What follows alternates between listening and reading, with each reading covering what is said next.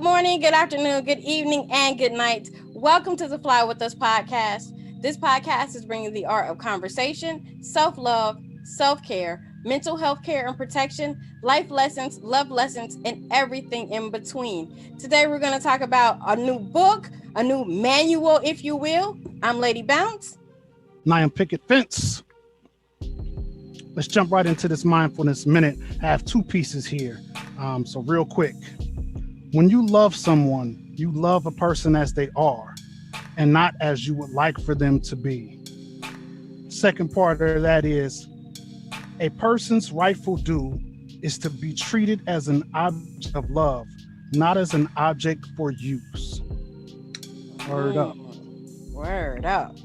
So we have joining us today Mr. Andre A.J. Carter, who wrote a book about this very, very topic.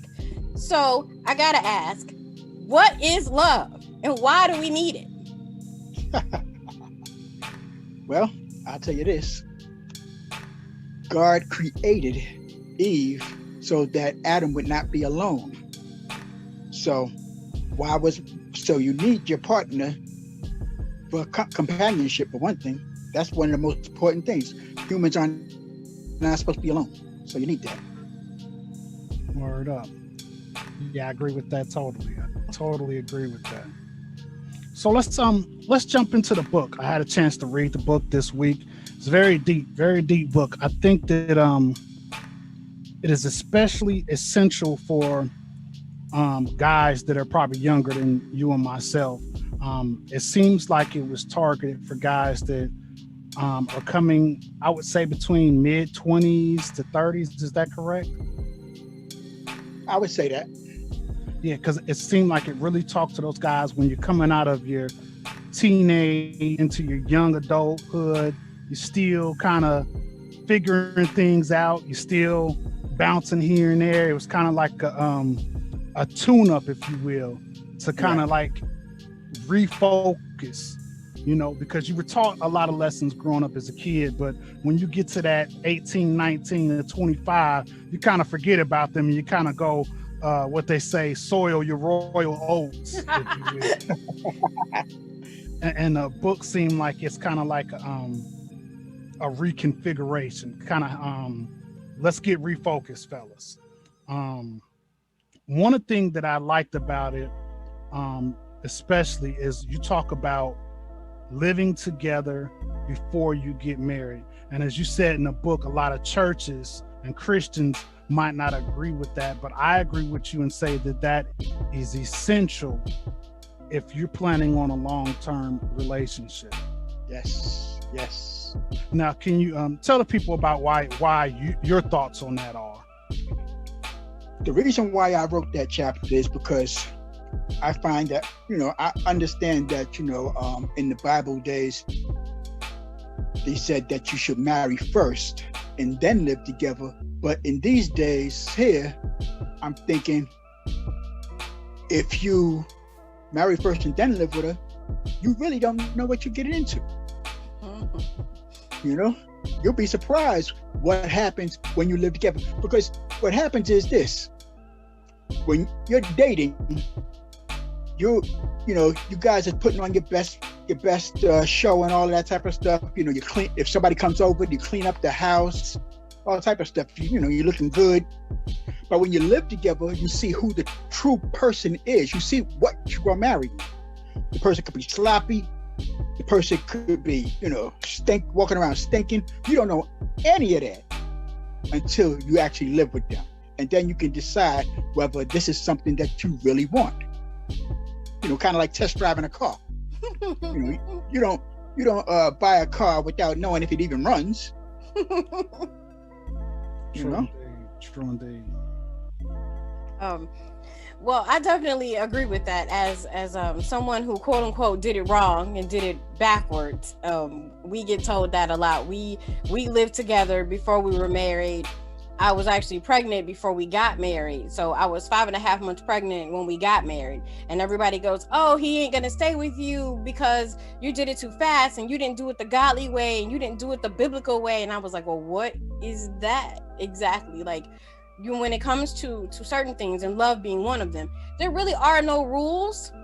And those rules that we tend to follow were maybe meant for our grandparents, our great grandparents, but they're not made for us.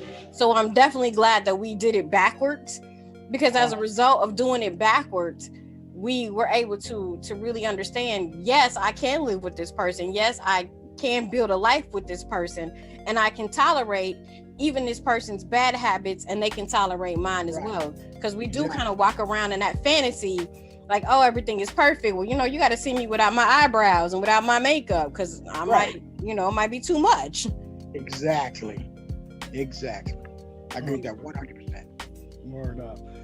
Another thing that I liked in there is you talk about quality time, and quality time being different for different people. Break that down for the people who haven't read the book yet. Okay. Quality time. You have to sit up there and know, first of all, you have to know what you want in a relationship. Okay? So in order to know that, you have to know what the other person is expecting, all that type of stuff.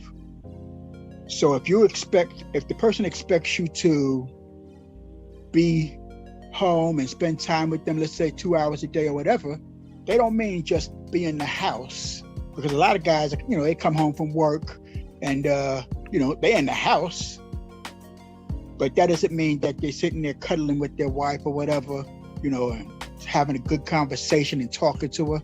They'll be sitting in the house watching TV or something, kicking back, relaxing. That's not really quality time. Having sex is not quality time. And people do that too. They think, oh, because, I'm having sex with you, I spent time with you. But that's nothing. You're gonna spend, have sex and whatnot.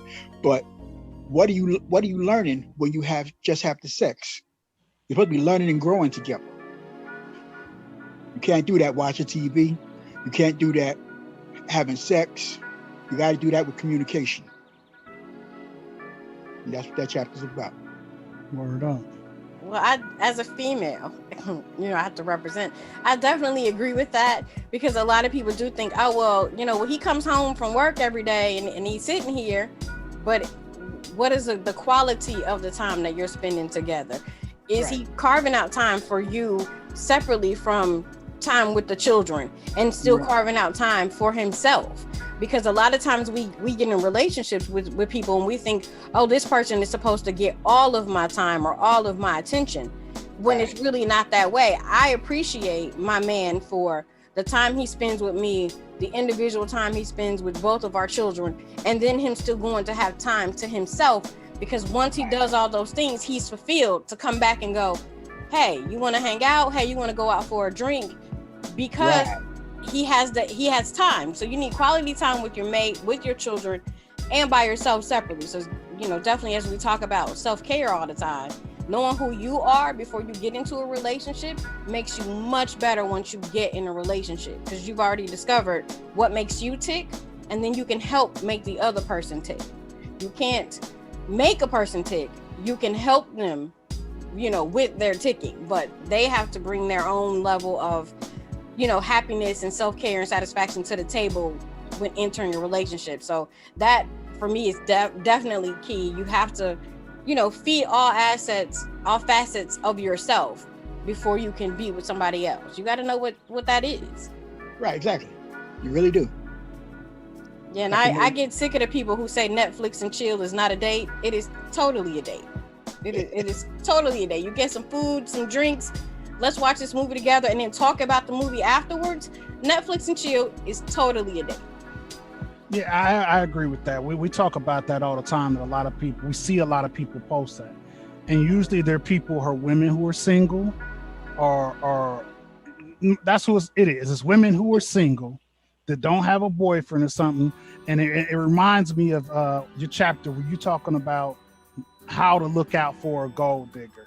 Are you just trying to take me out to restaurants? Like you talked about a woman and wants you to buy them an outfit every time you go out, and people in that mind state, don't understand that Netflix and chill could be a date if you Right. have that in your mind that you're a couple and that's something that you enjoy, spending time with, watching a movie and then discussing the movie afterwards. But break down some of the things you were talking about in the how to watch out for a gold digger chapter.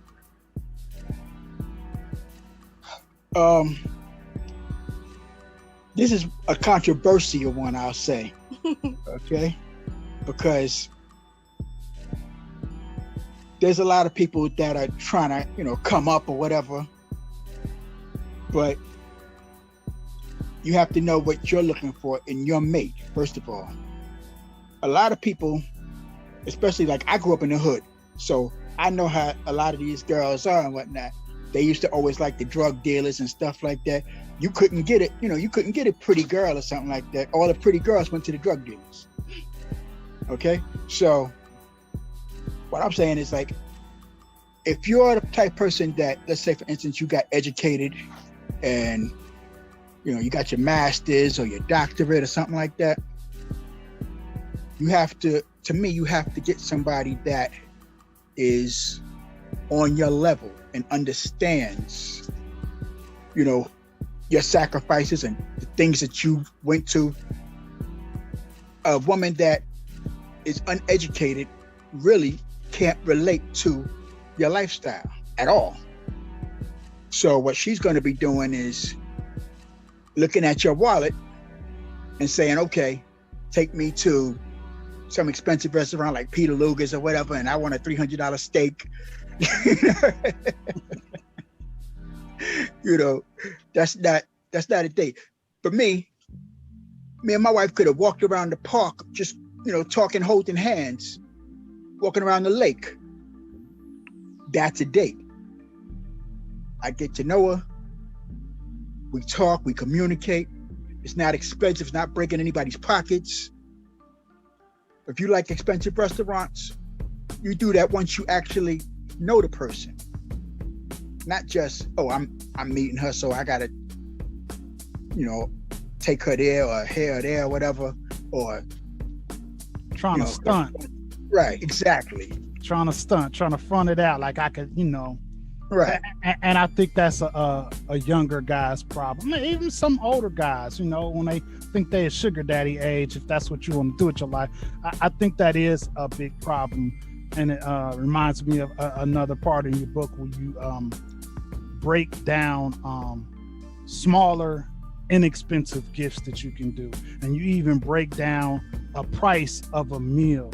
And I think that is essential because a lot of the younger generation, they don't understand the value of a home cooked meal.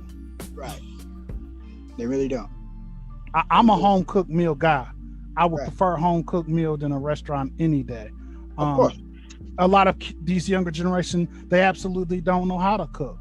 And Right. we go into a lot of reasons of why they don't. But I like that in a book that you broke down how you can give that same restaurant quality for a very inexpensive rate. Right. Sure can.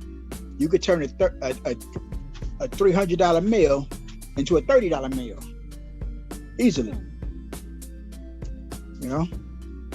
Yeah, I definitely agree with that.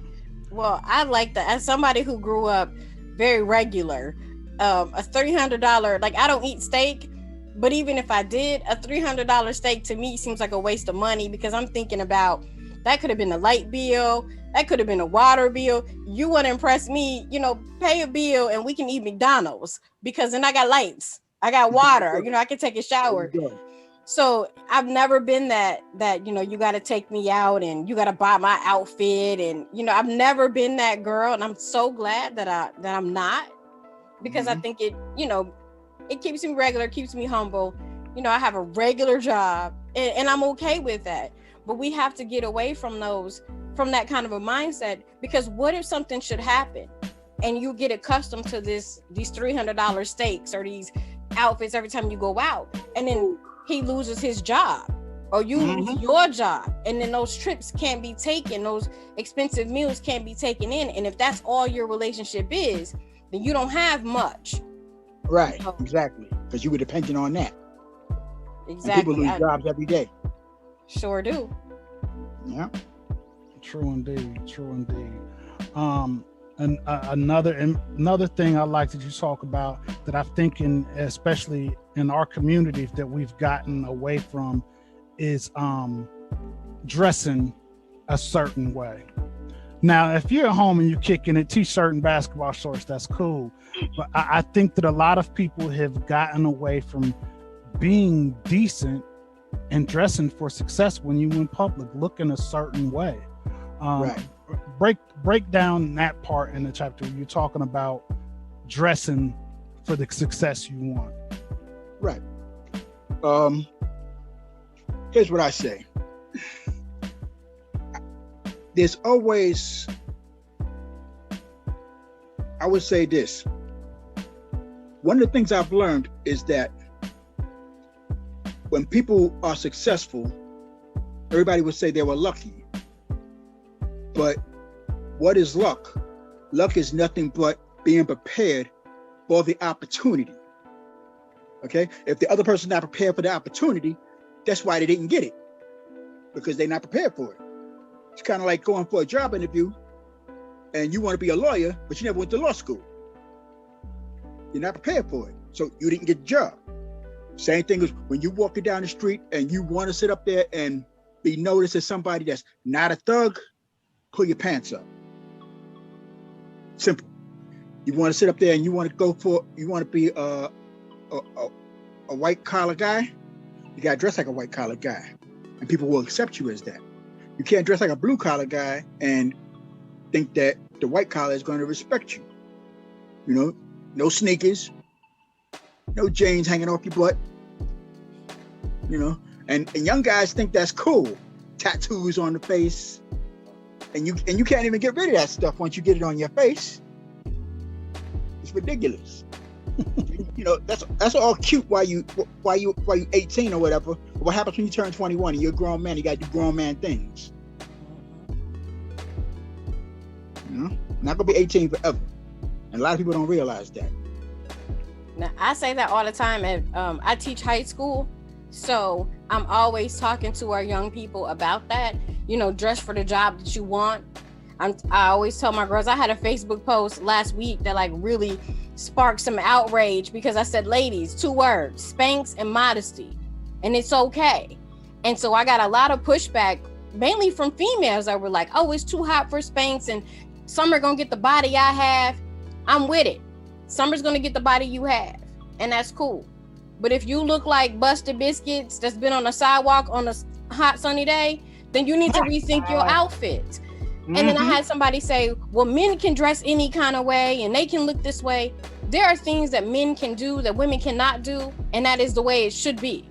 It should never be acceptable for a woman to go outside looking like a hot mess or being overtly sexual.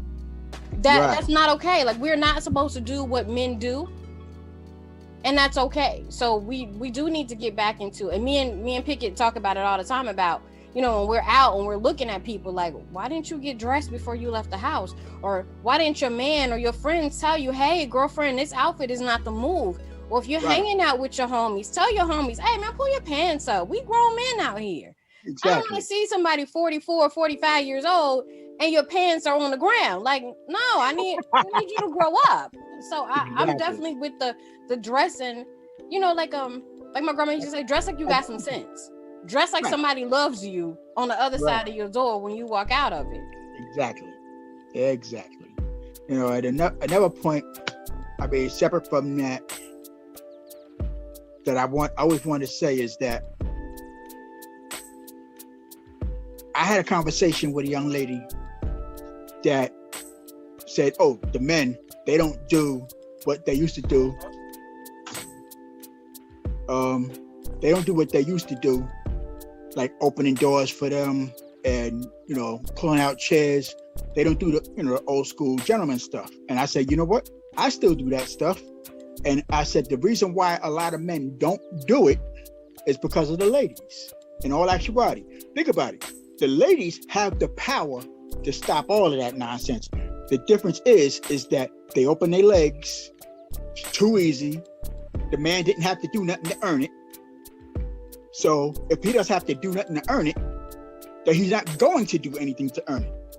If somebody offered you a job and said, hey, I'm going to pay you 6 figures, and all you got to do is chill, what are you going to do? You're going to go to your old job for 50,000 and bust your butt all day, or you going to take that one for 6 figures and chill?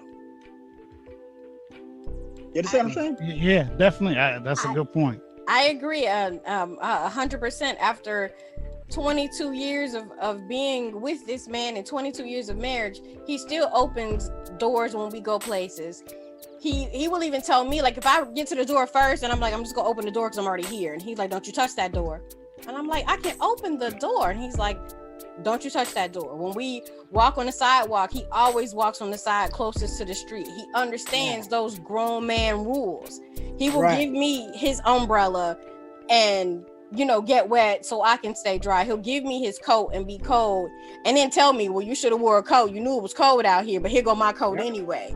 You know, those grown man rules. That's what a man does. Right. That's what a man should do. But a woman should also put herself in a place where a man will want to do those things.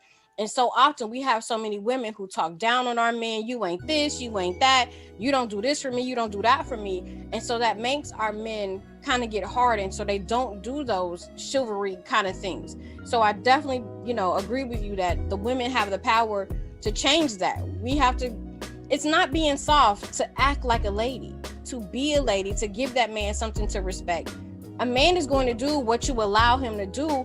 Exactly. He's gonna rise or fall based on the expectations that you set out for yourself. Exactly. That's all I was saying. I totally agree. When I was reading through the book, I'm like, yes. And with all fairness, we've heard the argument, you know, people our age, we've heard the argument that it's been so hard on women for years and years and years, and that's why they act the way they do now. Admittedly, it has been very hard, especially for single mothers in the 60s, 70s, 80s, but you can't let that break you. Right. You can't let it break you. You still have to stay on your square at all times. Exactly. And if a guy is not able to stay on the square you want, then you have to just keep pushing on. And I think that a lot of times, like you mentioned in the book, is that we just start accepting anything. And then you're going to get anything if you accept anything. That's right. Very true. And like she said, with the door, and now I'm teaching our daughter who is 17, even her, when we come home, she wants to rush in the house. Hey, nobody gets to the door before I get to the door. You don't know what's on the other side of the door. Just because it's our house, you don't know what's going on. You need to let me get in the house first and see what's happening in the house. Right. And I think that and I don't like to be hard on the next generation coming behind us, but a lot of times they feel like the things that we've done and been taught haven't worked to a degree that they think that's suitable and acceptable, so they want to cancel it. But I heard a great thing this morning from Michael Eric Dyson. He said, with all this canceling of stuff, that's the same as white supremacy. Cancel culture is the same as white supremacy. Instead of canceling stuff, we should be trying to learn. And if something is if it's suitably analyzed and it's not right, you should be trying to convert. But somebody could do one thing wrong and you want to cancel it. You see our ancestors and they had on suits and they were still getting beat, and you just want to say, nah, we shouldn't do it that way. We shouldn't care about looking nice, because they look nice and they got beat to death. You know, it wasn't them looking nice that got them beat to death. You know, they were dealing with the same racial tensions we are now, but they still kept strong and held their head up. And now you want to just cancel it. That didn't work for them. Let me just get rid of it. Yeah, we live in a crazy culture. That's all I can tell you. Yeah, we definitely do. But before we get out of here, we definitely want you to tell the people how they can get the book. All right. You can go to tinyurl The Manual of Love. The Manual of Love. And you can follow me at Just Ask Dre on Instagram or Facebook. Either way. Word up. You heard it, people. Just Ask Dre. Is that correct? Just Ask Dre on IG or Facebook. Get this book. It's definitely a book that you should take a look at, especially if you're that age or if you have a child that's coming of age. And it's not just a book, reading it. It's not just a book that men should see. I definitely think there's a book that women should read too, because you give a lot, even though it's geared towards men, you give a lot of lessons that are beneficial for men and women. Right. Word up. So before we get out of here, we're wrapping up soon. Let's get into my favorite part of the show. Doom, doom, doom, doom, doom. Brain science. All right, so as we're talking about love and romantic relationships, I'm going to give you 7 ways that love affects your brain. So, have you ever looked at your partner and lovingly felt your heart flutter, your palms sweat, or your mood instantly gets better? That's because falling in love actually changes what happens to your body for the better. When in love, neurochemicals like dopamine and oxytocin flood our brains in areas associated with pleasure and rewards, producing physical and psychological responses like less perceived pain, an addictive dependence, and a stronger desire for sex with your partner. So here are 7 physical and psychological changes that happen when you fall in love. First, being in love can lower your blood pressure. Elevated blood pressure or hypertension is a dangerous condition that puts your body at increased risk for heart attack and kidney failure, as well as a stroke. Medication and lifestyle changes like getting exercise and eating healthier can control that a little bit better, but research has also suggested that being in love is a natural way to reduce your blood pressure levels. Number 2, you may feel less stressed than usual, depending on the stage of your relationship. Falling in love for some may be stressful in the beginning, but that is because of the uncertainty about where this relationship is going. The initial stages of falling in love increase levels of cortisol, which is a hormone associated with stress. So, as your cortisol increases, your stress decreases, and that can only happen when you're in love. You feel more attached and safe. One reason why you feel less stressed may be because falling in love makes you feel safe and develop trust towards your loved one. Again, that oxytocin is released with physical contact, such as kissing and hugging, not always sex. You don't always have to show how you love a person or feel about them with sex. You get butterflies in your stomach. That fight or flight sensation that most people have when something happens, love has a way of intensifying that effect, thus increasing the butterflies in your stomach. You become happier. Being in love releases dopamine, a neurotransmitter that controls the brain's reward and pleasure center, which makes couples feel happier around each other. It is said that you feel less pain. Being in love has shown that pain-reducing qualities, although most doctors would not recommend relying solely on love if you had a major surgery or injury, but love does have its place in helping you feel less pain. You can feel addicted. This is my favorite one. Like addictive drugs that light up our pleasure sensors and keep us coming back for more, love can be addictive in its own way. Sometimes we're good, sometimes we're bad. Just ask Al Green. Just say it. I'm sorry. Some of these feelings have to do with sex, sexual activity, orgasms, and some drugs, which all release dopamine in the area of our brain called the nucleus accumbens. An orgasm's rush of oxytocin and serotonin, along with muscular relaxation, can leave you craving more. That's why it might feel like engaging in sexual activity can give you a rush. So, at the end of the day, love is all you need. Word up. Word up. Love and communication. Love and communication. So, up. Mr. Carter, what do you do for self-care? And that's going to be our self-care assignment for this week. How do you take care of yourself? For me, I do a lot of prayer and a lot of meditation, a lot of exercise. And I always spend time doing my favorite thing, which is I create music. So, it's mentally for me just so relaxing. I have to, let go of all the stress and everything like that when I'm creating. So for me, that's what I do. Word up. I love it. So that's your self-care assignment for this week. Do something creative. Like Mr. AJ said, it relaxes you. It takes you away from the stress and allows you to really dive deep into yourself. I think creating is a form of meditation. When you're just letting yourself go, whether you're a painter, whether you make music, being creative allows you to dive deep within yourself. I love it. I love it all. Every single bit of it. I love the book, the manual. Go check it out. You can find it. He left his URL. He left his Facebook information. We're also going to post a link to it when we post this episode, so you can get you a book too, get you a manual, learn something.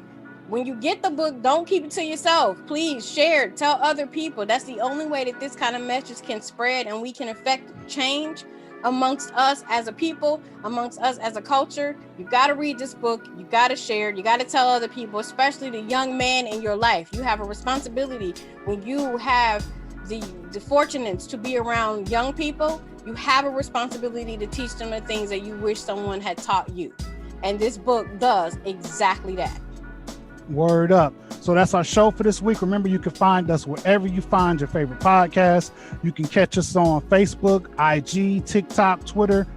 Fly With Us Podcast. It's your boy Picket Fence. I'm Lady Bounce. We out of here. We out of here. Peace. Peace.